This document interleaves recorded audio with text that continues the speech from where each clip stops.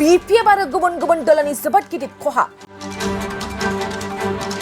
चिरां जिल्लानि सिङाव थानाय निसिमा समस्तिनि खयला मैला प्राइमारियाव BPF हान्जानि सा 79 जन गोख्रों मावथिफारियाफोरजों लोगोसे सोद्रोमा बिथांमोना दोलै नोगोरै इउपिपिएल दोलाव जगदान जाफैयो।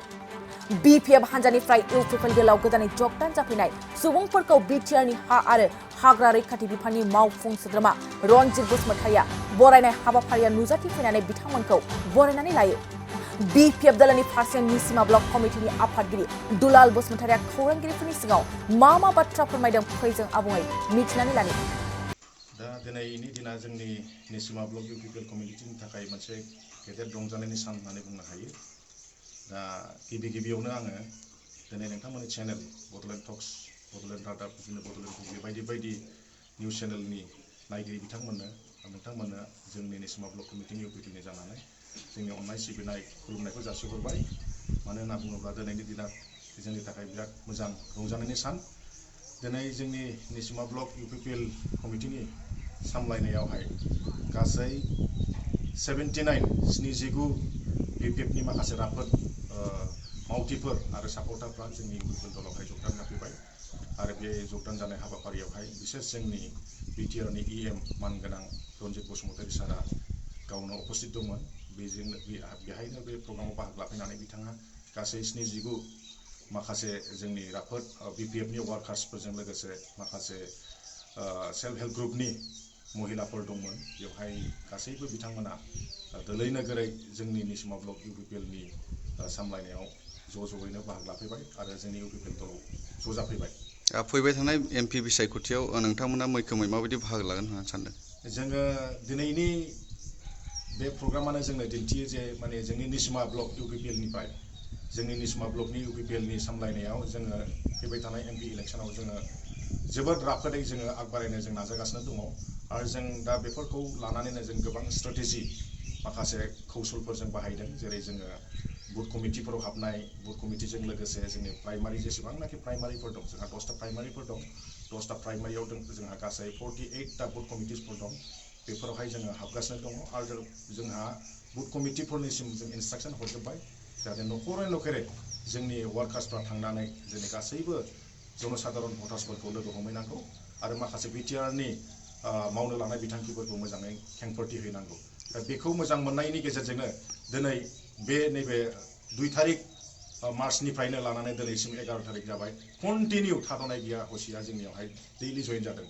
मैयाबो जादों क'क्राझाराव, मैयाबो 85 जन क'क्राझारावहाय माखासे सेल्फ हेल्प ग्रुपजों लोगोसे माखासे जनसाधारन BPFनि मावथिफोर एबा सापर्टारफ्रा जोंनियाव ज' जाफैदों। बिब्दिनो बिभिन्न प्राइमारियाव जोंनियाव जइन जागासिनो दं, गाबोनबो दं जोंनिया। थिग बिब्दिनो जोङो फैबाय थानाय MP इलेक्सनखौ लानानै जोङो जोबोद राफोदै जोङो निसिमा ब्लक कमिटि जानानै जोंनि साधारन भटार्सफोरखौ जोंनियाव लाबोनो नागिरदों आरो जोङो लाबोलांबाय थागोन। 17 बोसोर सरकार BPF सरकार सालायनाय आथिखालाव खुंथाय गोहोआव थानाय इउपिपिएल दोलोनि 3 बोसोरनि खुंथाय गोहोआव थानाय बेजों सुनायोबा नोंथांनि निसिमा समस्तिया माबायदि जौगाथायाव जौगानो हाखो? निस्सय बै 17 बोसोर माने BPF दला जोंनि निसिमायावहाय माखासे डेभेलपमेन्टेल कामकाजखौ नायोब्ला तुलना खालामोब्ला 3 बोसोराव जोंनि इउपिपिएल दला जोबोद माने स्पिडै खामानि मावनायखौ जों नुनो मोन्दों।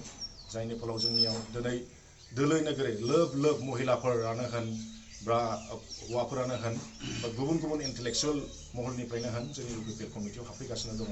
जेरै जोङो माखासे डेभेलपमेन्टेल आसनिफोरखौ जोंनियावहाय बुंनो थाङोब्ला जोंनियाव मोनसे गभर्नमेन्ट निसिमा गभर्नमेन्ट मडेल कलेजखौ जों मोनफुंनो हाबाय। बे बोसोराव 2024आवनो जोंना इन'ग्रेसनबो जासिगोन गोदान एकाडेमिक सेसन हिसाबै। जोंना दहायसो मानगोनां जयन्त बसुमतारि बिधायक सारा मोनसे फाउन्डेसन प्रग्रामनि गेजेरजों बेखौ बुंलांबाय।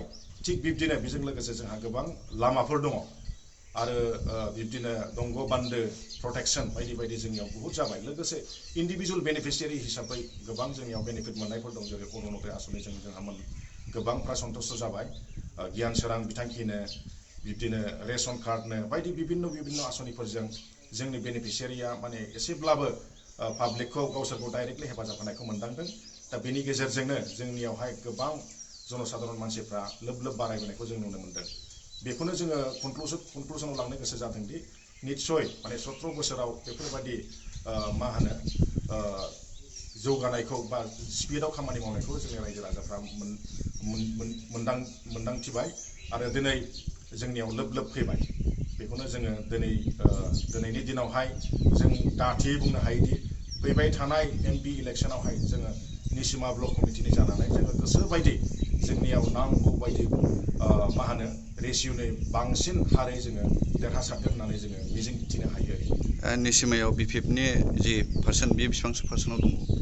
दिनैसिम BPFनि पार्सेन्टआ जोङो 65/35 होनजायो जों 65आव आवगायगासिनो दङ आरो जों MP इलेक्सनसिमावहाय इलेक्सन गेलेनायनि सिमाव इलेक्सन डेसिमावहाय जोङो 25%ल' जों बिसोरखौ दोननो सेस्था खालामदों बोरैबाबा बाराबो जाहैनो हागौ जोंनाव बेबायदि टारगेटआ दङ आरो गोबां मानसिफ्रा जोंनाव जगाजग खालामगासिनो दङ गोबां इन्टेलेक्सुयेल महरनि मानसिफोरजों जों जगाजग खालामगासिनो दं निस्सय बे साननै सानथामसोनि गेजेरावहाय माखासे फैबावनायखौ नोंथांमोना नुनो मोनगोन।